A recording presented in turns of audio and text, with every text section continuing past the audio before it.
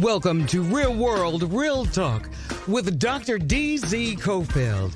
The show represents captivating conversations and insightful information to encourage and inspire you with all you need to become the best you can possibly be. And now, your host for Real World, Real Talk, Dr. D.Z. Cofield. What's up, everybody? D.Z. Cofield here, welcoming you to Real World, Real Talk. I want to thank all of our faithful listeners for being with us. And man, I have such an exciting show planned for us today.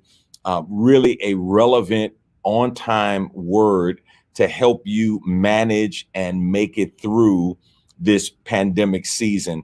There are a lot of us who are struggling. And, one of the things that I've learned in life is you really can't get to a solution or resolution until you first identify the cause. And we're going to be dealing with today one of the causes of what we are feeling and what we are going through, and then the unhealthy manifestations of what we are going through. Now, just a couple of housekeeping matters. You can follow me on all social media outlets at DZ Cofield. You can also catch me at RWRTDZ, RWRT, Real World, Real Talk, DZ. Man, we would love to hear from you. Give us show suggestions, whatever it is that's on your mind. We would love to hear from you and be able to serve you. I also want to say for this Memorial Day weekend, man, I hope you have a blessed Memorial Day weekend. This is really a tough time, to be honest with you. And I think for many people, this is taking Memorial Day to a whole nother level. We are looking in our country, over 95,000 people have passed away due to COVID-19. Just got a call this past week that a dear friend, somebody that I've worked with, we've been on both sides of the aisles fighting for the good of our community. Mr. Keith Wade tragically lost his fight to COVID-19. And it was really surreal to hear first that he was in the hospital for COVID-19. And I'll be honest with you, when I heard it, I thought, well, man, Keith is going to be okay. He's a strong guy, takes care of himself. He's in good shape. And then to get word that he passed away was absolutely shocking. And people from the mayor, Congresswoman, and others in our community who have worked with Keith has worked with them. He was part of the Mickey Leland tree. And so it's just sad to lose a brother like that, who was so passionate and so caring in so many ways. And we certainly want to lift in prayer his family and friends at his loss. It's definitely a loss that we will feel, not just today, but we will feel in the coming days. This month, May, is Mental Health Awareness Month. And so we've been focusing on several different aspects of that. Last week, we talked about the issue of anger and how many people are angry and really don't realize that they're angry. Today, we're kind of doing a prequel to talk about some of the things that can make you angry or bring you to that place of anger and frustration. And one of the things we discovered last week is that anger is really a secondary emotion. And so, while you may count to 10 and try to dissipate the anger in your life, the truth of the matter is, until you get to the root, you're never going to find resolution for that thing that's making you angry. Man, I'm excited today to have with us in our show this sister. Got a chance to meet her just on a social level and listening to her talk. Periodically she starts sharing, and I'm like, man, I've got to get this sister on to be with our guests on Real World, Real Talk. Dr. Jamie Eaddy is the founding executive director of I Just Believe Ministries Incorporated, a nonprofit organization committed to ending violence against women and children. IJB provides direct support and advocacy for survivors of sexual abuse and intimate partner violence. They also empower churches and community organizations to support survivors by providing awareness, education, and unique learning experiences. She is the founding CEO of Thoughtful Transitions, an organization that provides a holistic approach to supporting individuals navigating grief and loss.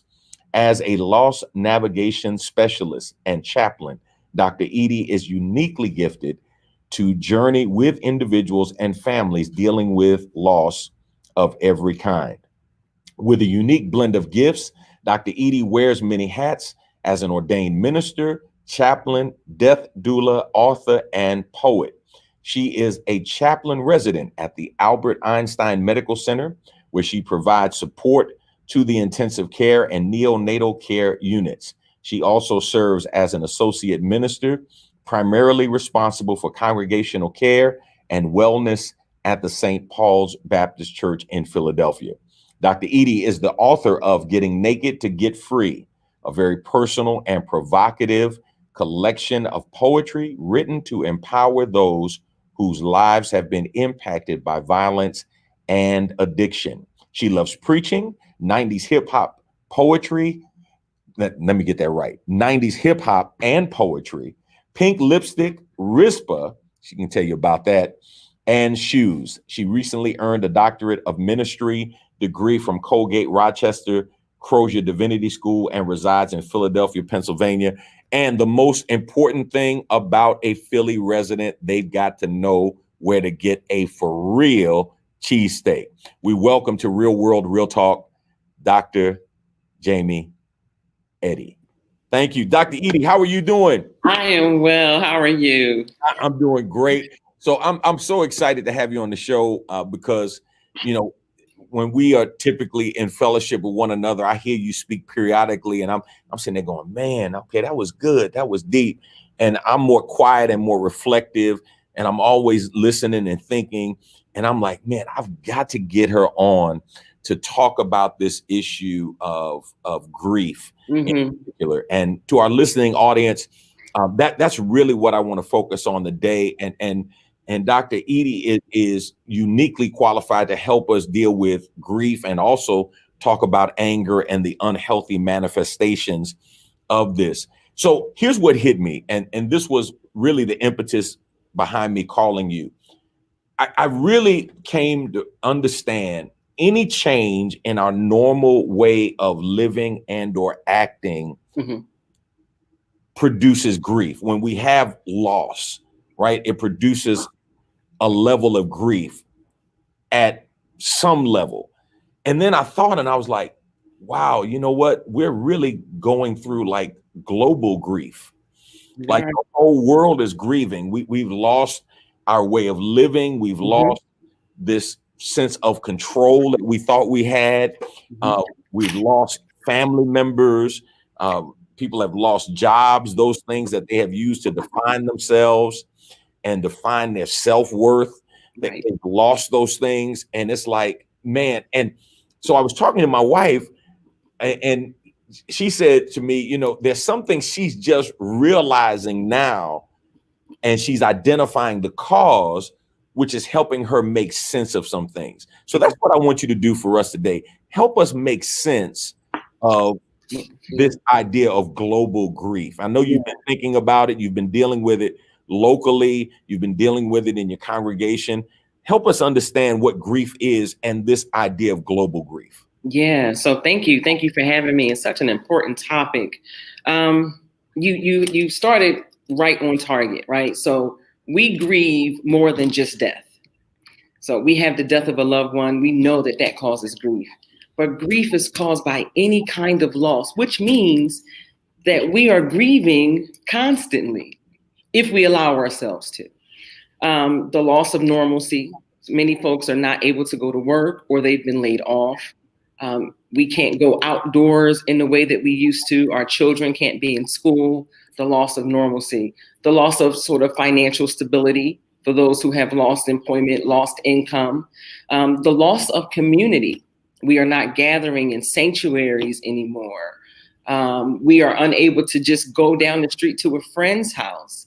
We have suffered so many losses, and those are sort of individual and maybe even communal losses. But then there's just that global loss. There's a loss of travel. I can't travel outside of, now you may be able to, but in general, just the way we are sort of stuck at home, stuck in a workplace, if you work in a place like myself in a hospital, we are grieving the life that we had. Whatever kind of life that was, we are grieving the life that we had. And part of understanding grief is understanding that anytime we lose something, grief is there. There are people who have been divorced or who are divorced. They grieve that. Children are grieving the fact that they can't meet up with their friends in the schoolyard. All of that causes grief for us. Any loss causes grief. And so it's important for us to realize that it's not just the death of a loved one, that relationships die, opportunities die. All of that is lost. And the first step for us in this grieving process is recognizing that we are grieving. Also, we are in what's called anticipatory grief, right? So I know I'm going to lose something soon. The possibility of loss is right there. You mentioned a friend of yours who was in the hospital. You thought he was going to get better. There may have been someone else who didn't think he was going to get better. So the anticipatory grief was already starting. They may not come home. And if you consider the number of people right now that are in hospitals, not just for not just for COVID, but for the normal things that folks are coming to the hospital for. We're still doing transplants here. The family of that patient can be going through anticipatory grief. They do not know if their loved one is going to come home. And we grieve that.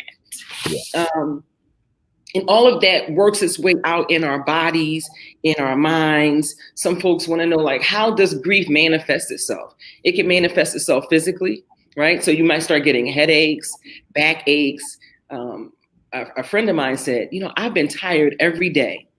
And she's one who runs marathons, right? She's always energetic. I'm tired every day. That's grief. That's grief. It manifests itself cognitively. And I'll be very candid with your audience that there are times when I'm not focused. My mind, my thought is scattered. That's a part of grief. It manifests itself sort of behaviorally. There are people who are starting to distance themselves even from communication because they are grieving, and that is how they exercise, if you will, that grief. It manifests itself emotionally, and you talked about anger. Grief manifests itself through anger, through sadness, through fear, through anxiety. It's interesting you say that because there's this sense of anger turned inward, right? That can produce depression. I had somebody say to me, I think I'm angry with God. I know that's not the right thing to say, but I feel like I'm angry towards God. And I'm like, no, you can be angry at God, especially if you think you've done everything that God has called you to do. And somehow God is not responding the way you want him to. So help our listening audience really understand these manifestations, because I think it's important for people to know first that it's normal, that there's like nothing wrong with you. Am I on point with that? You are on point. We tell people every day, we normalize. As a chaplain, it is my job to normalize your experience, your feelings. So anger is common. Fear is common. Anxiety is common. Sadness is common. One of the things about grief, and you started with this, is often we make people feel that what they are experiencing is different. We want to push them out of the grief so that they can be normal again. But after you lose a job, you may be sad, you may be angry. That is a common expression of grief. And another piece of that is that we all grieve differently. Back in the day, Elizabeth Kubler-Ross had those 5 stages of grief, and that you start with denial, then you go to anger, then it's depression, now I'm bargaining, then I'm accepting. She later kind of threw that out the window because people thought that their grief was going to go in a cycle, and once they got to a place where they felt acceptance, then they would no longer be grieving. But the truth is that we go in and out of phases. Right, we move all around. right, possibly through the rest of our lives. Yeah. It may not be as sharp 10 years from now as it is today, but there still may be moments where you are experiencing that, and that's normal. I'll share a story with you, and your audience may understand this. When I was 13, so we're talking many decades ago, my cousin died, and she was a second mother to me. She died, and so we're talking 30 years later, her children, who are my best friends, their father died, and I was asked to do the funeral. When I walked into that funeral home, I broke down. Not because I was doing his funeral, but because of the death of my cousin from 30 years ago surfaced. Wow. It surfaced powerfully. And I had to excuse myself for a moment to feel what I was feeling, right? It came back 30 years later to feel what I was feeling and to recognize that that's normal. It's normal. And feel what you're feeling. If you are angry, you need to feel that anger. Now, we don't want you to go out and hurt someone or hurt yourself. So there are things that you can do with the anger. But if you're angry, acknowledge that. God, I am angry because my loved one died. God, I am angry because I can't make ends meet. God, I am angry because my whole world has changed. There is no sense of normalcy. It is okay to acknowledge that anger. It's okay to acknowledge that sadness. And as I talked about with anticipatory grief, it's okay to acknowledge that fear that something might happen. It hasn't happened yet, but the possibility is there. When you go into the grocery store, the possibility of getting sick is there. Right. And you may be grieving that your body is already responding to that, and it's normal. So we need to let people know that what you feel is common. You are not an outlier. And it is okay to, I tell people, feel what you feel. Wow. I want to thank you. You're listening to Real World, Real Talk. I'm Dr. DZ Cofield, and I have with me as my guest in our virtual studio, Dr. Jamie Eaddy. You talk about grief having many dialects, and I love that idea of grief dialects. I think you've already alluded to it, but for our listening audience, just expound on that a little bit, because I think for me, as I'm dealing with people, I'm accepting now and recognizing that there are times that you get this normal or abnormal behavior, and I don't necessarily equate it to grief. And you talk about grief affecting everyone. So if you can, just let's put a quarter in the meter and park there for a second, just about grief, how it affects all family members. You say it's not just somebody dying, it's more than that. And children are affected by grief. And their loss. And, I remember somebody saying, it's just puppy love.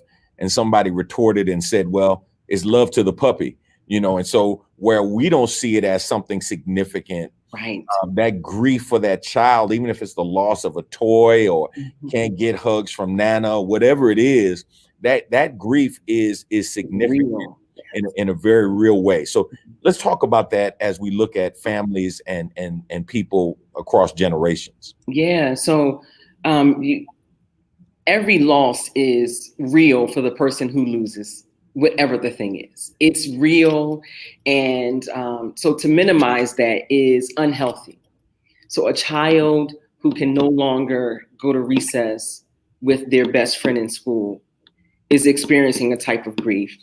And as the parent, you may be saying, well, you have toys here, you can play here, but that doesn't take away from their grief. And we need to acknowledge that they are grieving. The parent who may now be working from home, for example, and is unable to go to the workplace and unable to have sort of their own personal space because everyone is home now. They may be grieving personal space. If you lost your job, you're grieving the loss of income.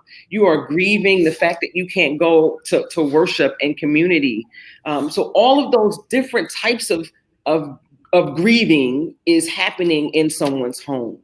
One thing I say about children is, I think if we as adults modeled our grief or acknowledged our grief a little better, then we may be able to help children to acknowledge and talk about their grief. So I've been encouraging families to sit down together and talk about their loss.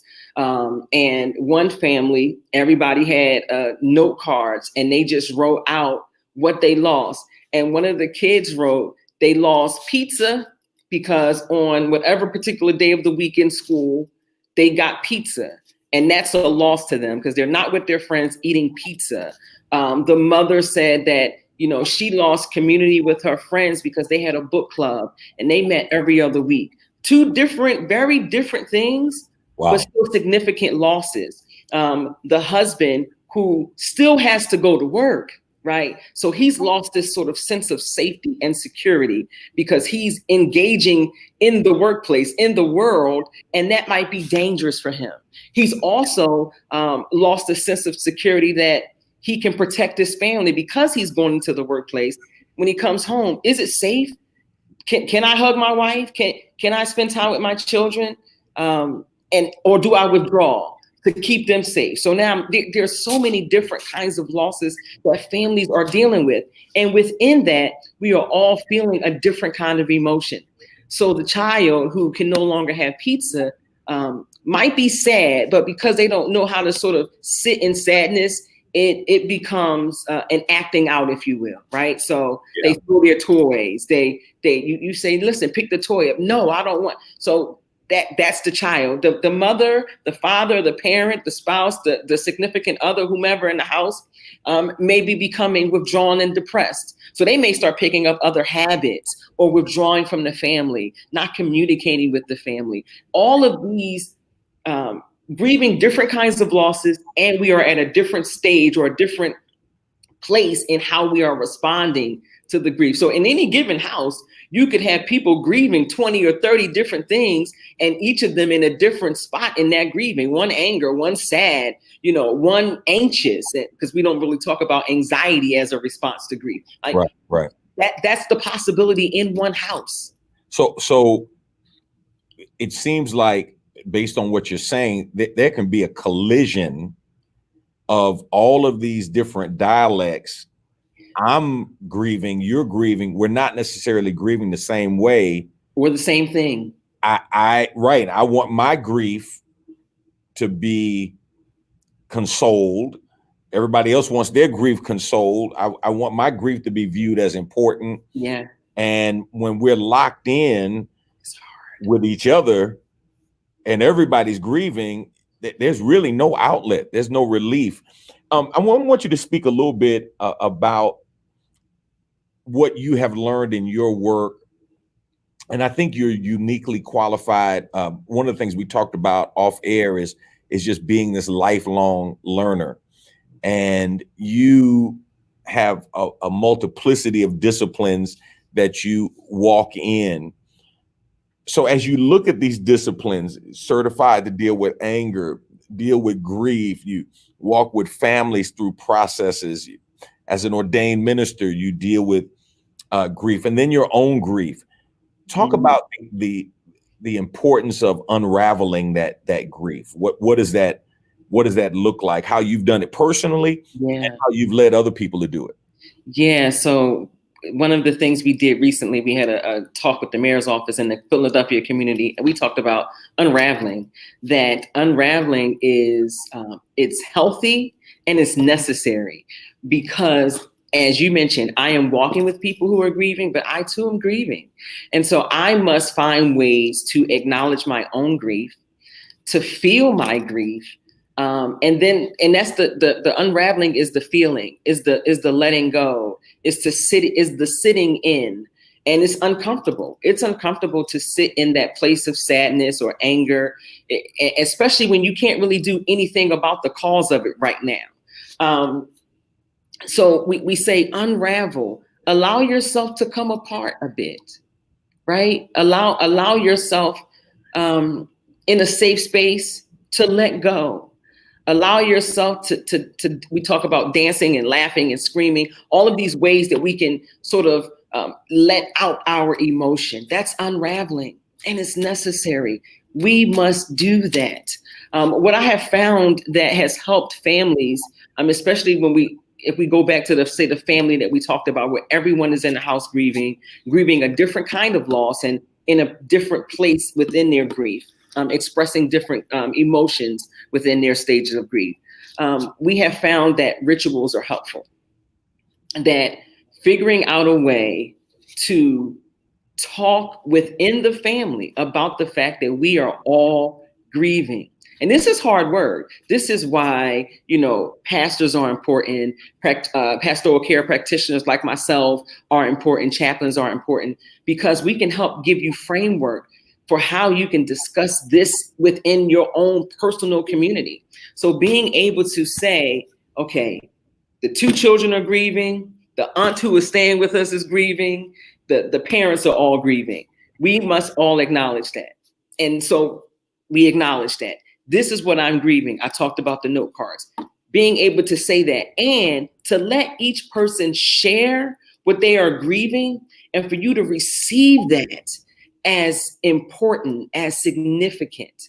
Those are part of the ways that we allow one another to unravel, as well as unravel ourselves. One thing that I encourage people as someone is unraveling is to never put yourself in their space, like never do the comparison thing. So, I also lost a mom. As part of helping them unravel, to show them that this is what can happen when you have a certain kind of loss, because our loss is different and the way we respond to that loss is different.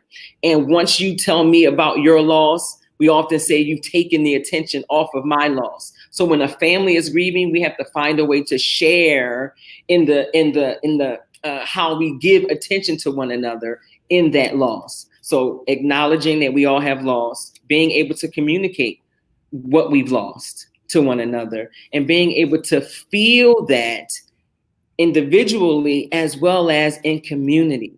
And with children, it's helpful for parents to have the conversation, to say, I know that, or I know you're no longer able to go to lunch with whomever.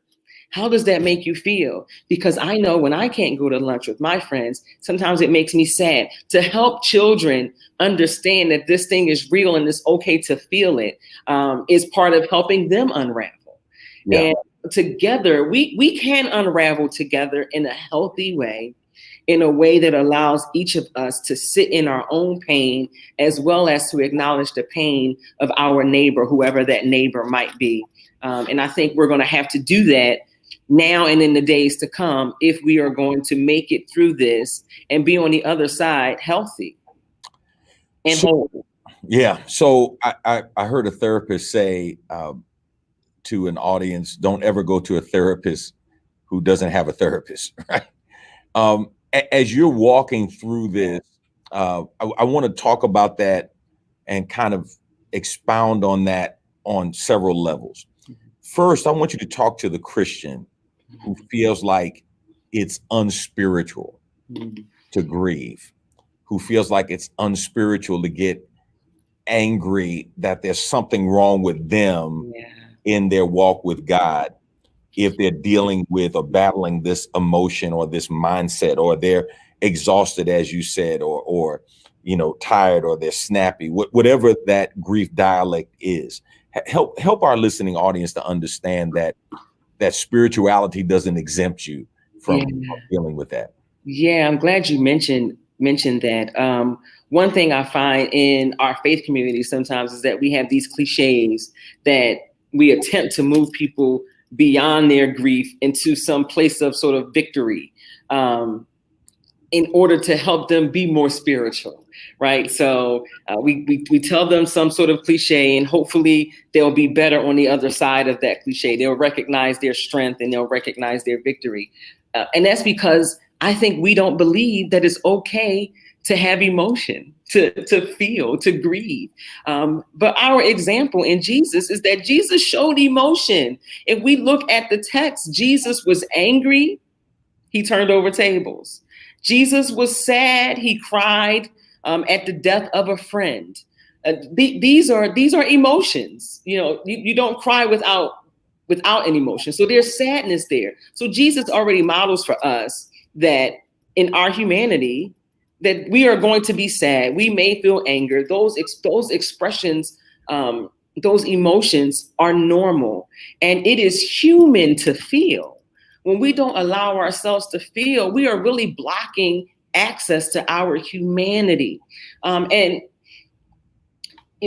I think it's important for Christians, for people of faith, to recognize that feeling is normal, and that God gives us permission to feel.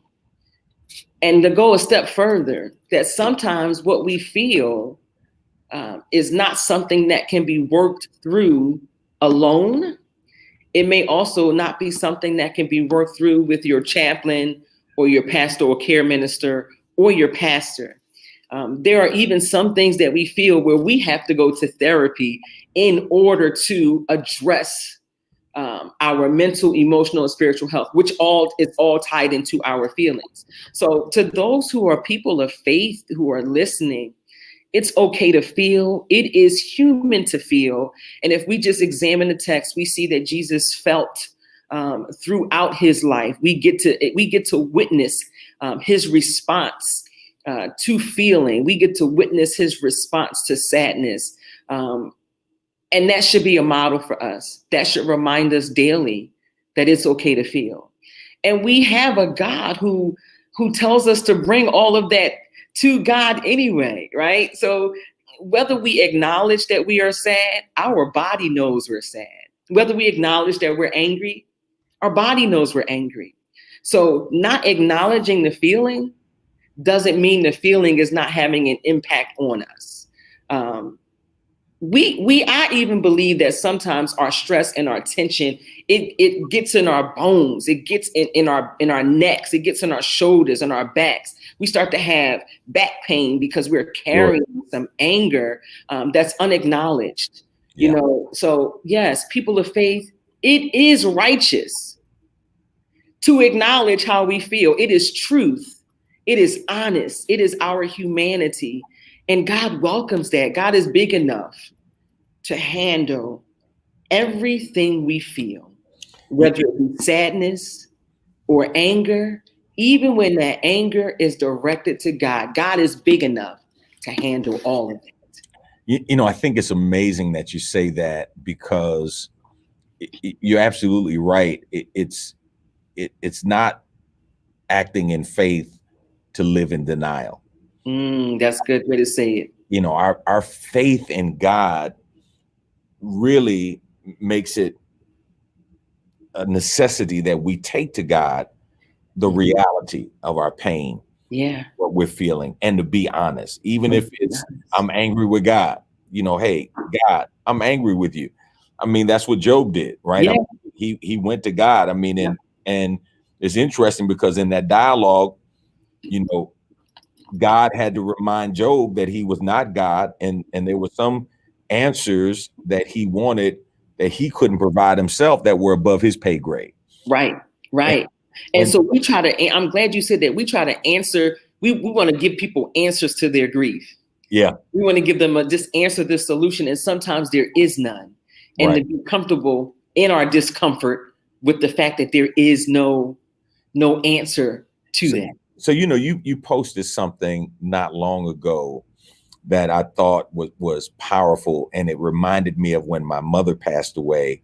You talk about people trying to identify, I know how you feel.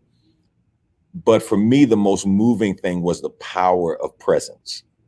And you talked about that, just how important that is, just to be there and to highlight your point, to listen, to allow people to just share. Yeah.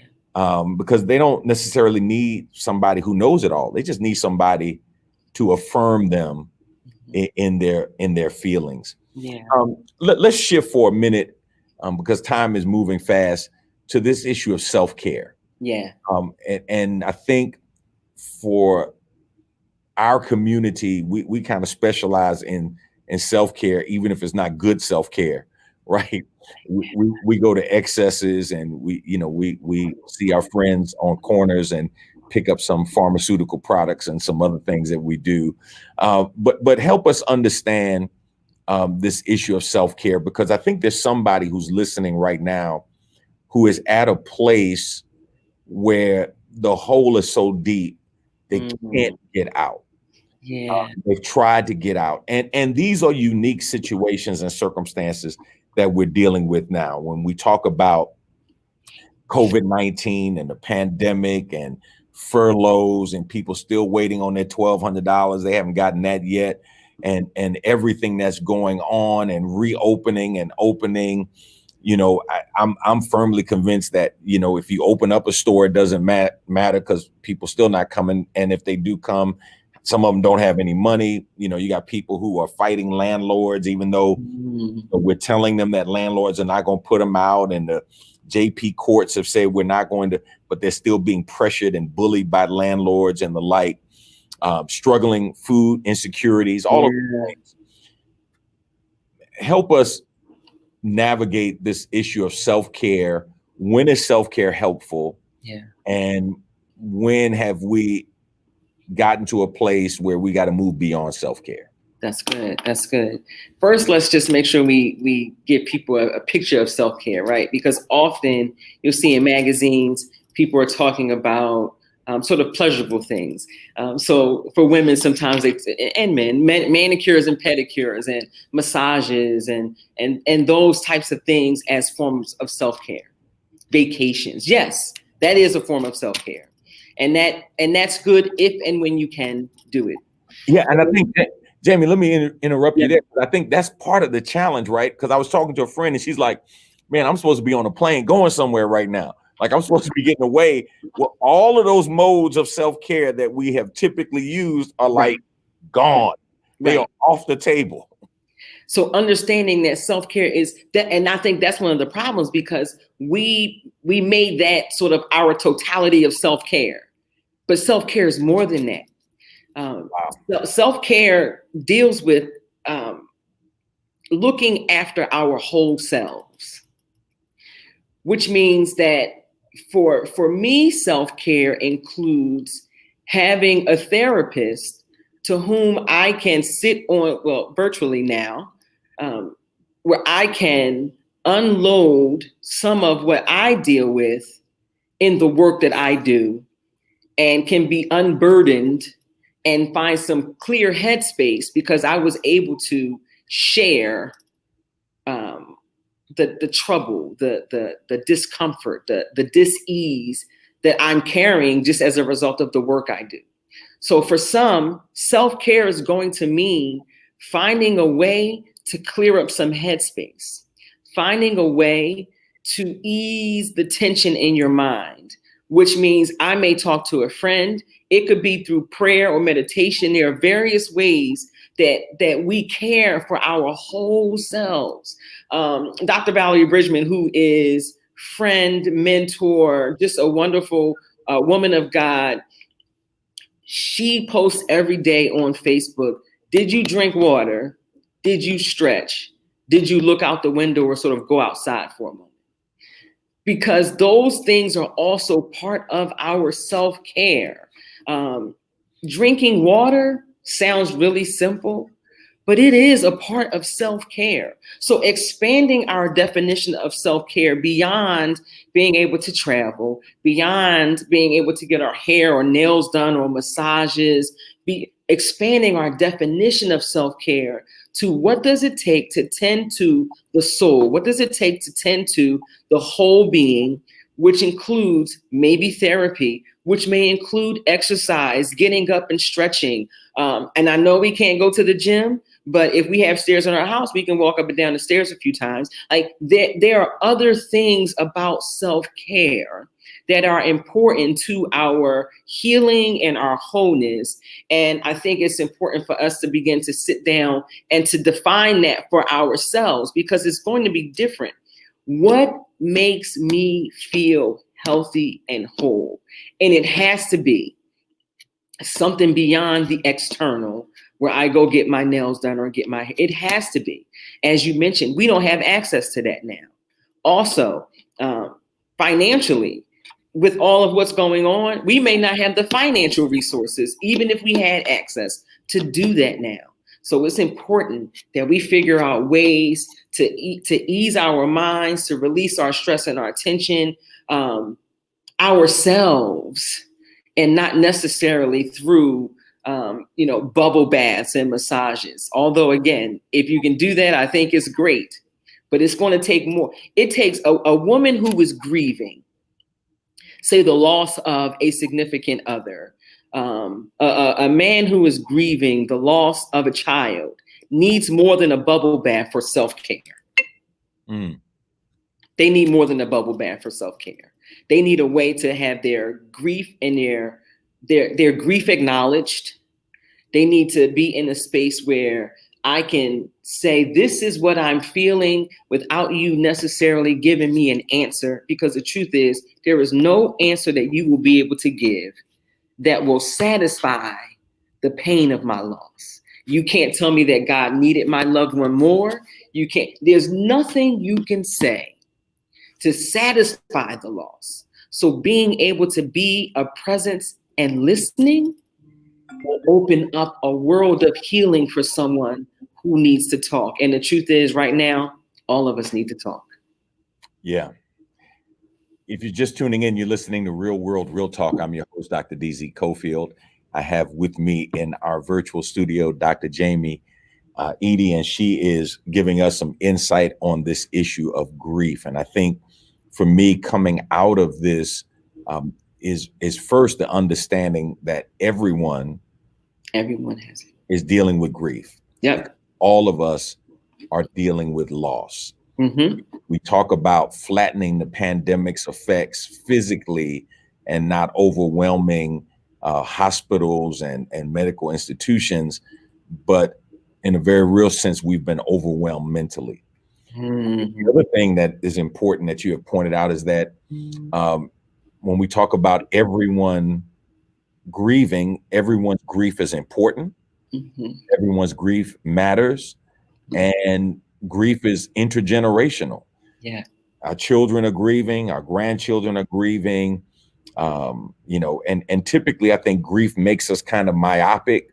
When we're grieving, we don't think about anybody else grieving. It's just what I'm going through, and you need to understand what I'm going through. And as you stated, if you're in a home with people and everybody's grieving, then everybody's focusing on their grief, and you'll get some lashing out, and you'll get some unhealthy conversations and the like that will come out of that. Talk about how this is affecting your practice. Philadelphia has not been the hotspot that New York is, but it's still a major metropolitan city, and you've seen numbers go up, and you're seeing people deal with all of this. How has this shaped and changed your practice for this season? Yeah, so I'm in the hospital even now, and there was a day when people could come into the hospital to visit a loved one. Whether this is pre-COVID, you could come into the hospital and visit your loved ones. Now we are in a day where you are unable to do that, and this is not just for patients who are dealing with the coronavirus. This is in general. You cannot step foot in a hospital. There are some exceptions, of course. I have had to find new ways to be present with people where we are not physically together. Part of my gift, to be honest, is to be close enough to people so that they feel the empathy, that they know that I'm with them, and something happens when we are together that allows people to release their emotion, to come into contact with what they are feeling deep inside. And my gift is that I'm able to do that when I'm with you. I can't be with you now. So I've had to find ways to do this virtually, and it's different. And I'm grieving contact. So I'm grieving being able to be there for someone in the way I'm used to being there. In the hospital, as I mentioned, folks are unable to come in. So I am at the bedside of people who are actively dying. And normally their family would be around them. They can't. So I am doing virtual. I am proxy in the room now with a family on my iPhone or my iPad, so that they can see and say last words to their loved one. Wow. I'm having to find a way to be there, to, there's something to be said about being present when someone, and there's a pause, and you can look them in the eye during that pause. Yeah. I have to be on the phone with you and there's a pause. You can't see that I'm thinking of you, right? So there's this whole new world of trying to be there to help people through this grief. And it is new. It's unfamiliar to me. So I'm trying to make my way through it. But the biggest change is really this virtual visit, especially at the end of life, is having to witness families who cannot be present with their loved one, for their loved one. And that's a ritual that many communities have. That end of life, we come by and we say, we love you, grandmama, and how much you mean to me. That's part of our healing ritual even. And so now there's a break. There's this break because I'm here, but you're not. Even though you may get to witness via camera, it's not the same as being here. And so that is what's happening in my practice today, that there are still some fractures in our process to helping people grieve. And it's no one's fault. It is what it is right now.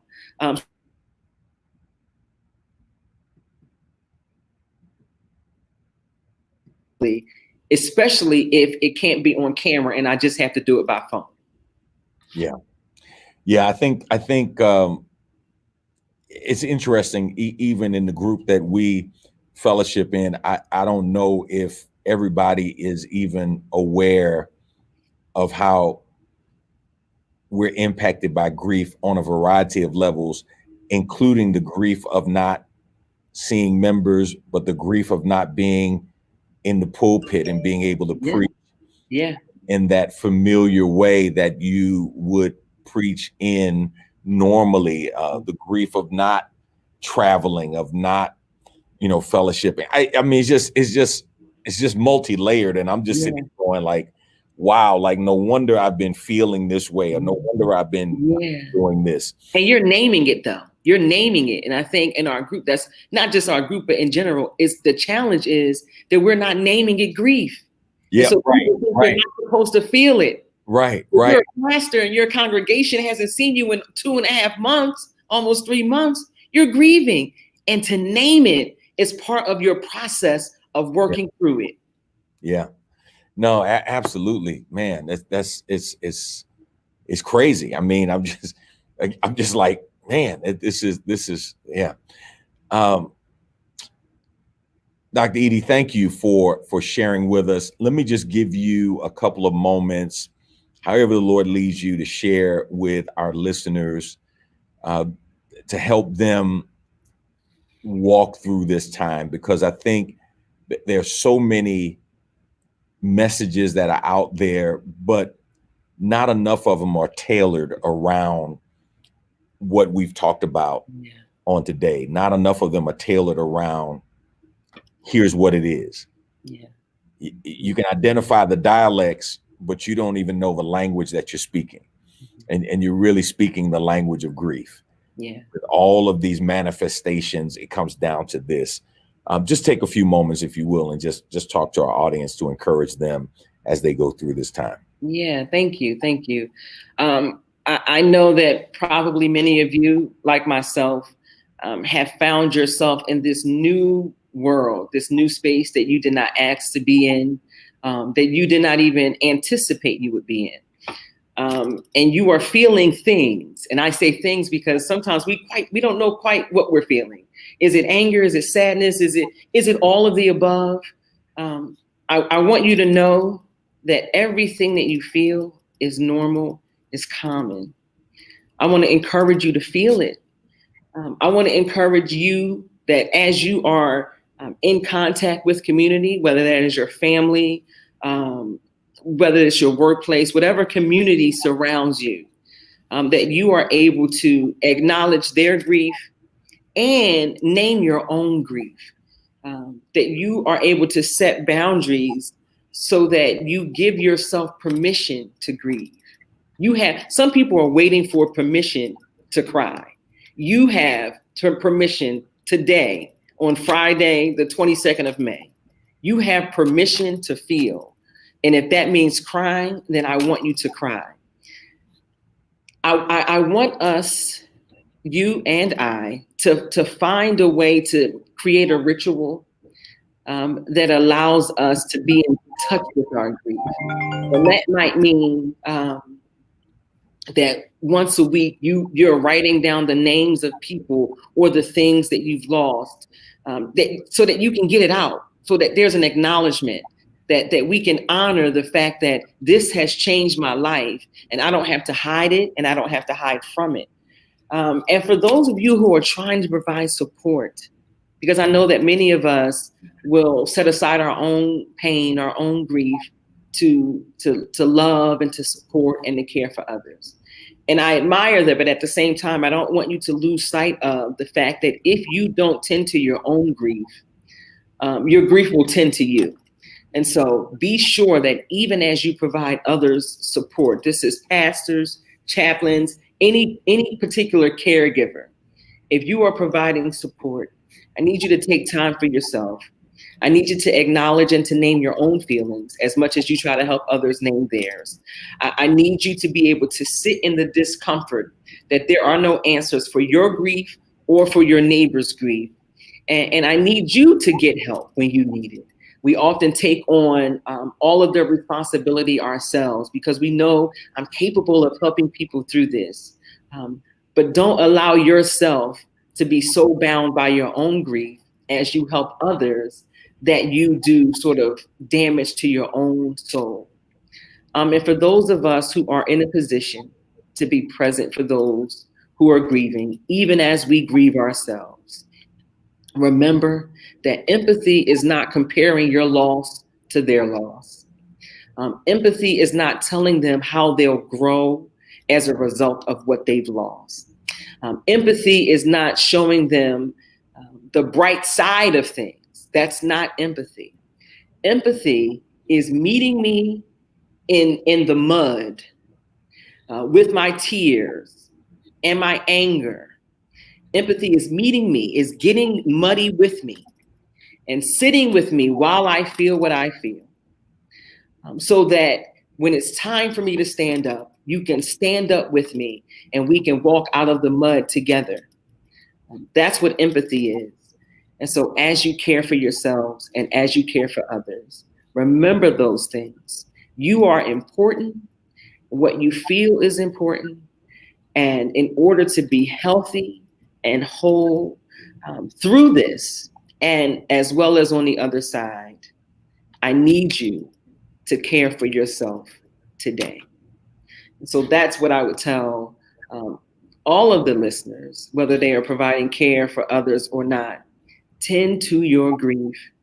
And if you believe in a higher power, if you believe in God, know that God is big enough to handle everything you feel. God is big enough to handle what you feel, even if that feeling is toward God. So feel it.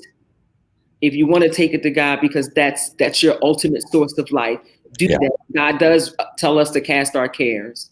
And so do that. But you got to name that grief if you plan to work through it. And only in the working through it do we lighten our load. So that's what I would encourage our community of listeners to do today. Dr. Jamie Eaddy, thank you so much for being with us. Thank you for having me. And man, just continue to allow God to use you. Thank you. Blessing the people who are in need. The late Vernon John said, if you see a good fight, get in it. I always add, if you don't see a good fight, start one.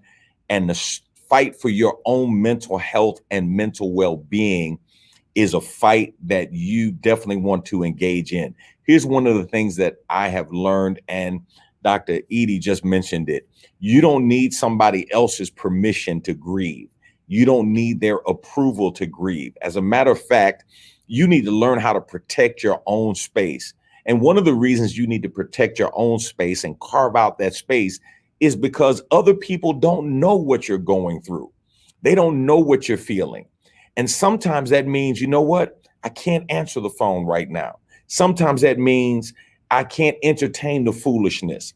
I can't hear your problem because I'm dealing with my own stuff.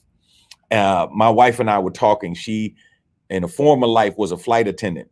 And I asked her the question the other day. I said, what happens when there's a change in cabin pressure? And she said, the mask drop. I said, and what instructions do you give? Put your mask on. And if you are traveling with somebody who needs assistance, put your mask on first, so you are equipped and enabled to help somebody else. And so now we have a phrase. Whenever we see each other getting off track, we'll tell each other, put your mask on. Make sure you take care of yourself so you can be a blessing to others. Thank you for tuning in to this edition of Real World, Real Talk. I'm Dr. DZ Cofield. It's time to get out of here. Peace. Thanks for listening to this episode of Real World, Real Talk. Be sure to subscribe to this podcast to be notified of new episodes every week. Follow us via social media using the @RWRTDZ username on all platforms: YouTube, Facebook, Instagram, and Twitter. To submit any comments, questions, sponsor opportunities, or future show suggestions, visit us online at rwrtdz.com or via email at info@rwrtdz.com. Thank you for listening, and we hope you've been inspired to be the change you want to see in the world today. Until next time, be real, keep it real, and stay real.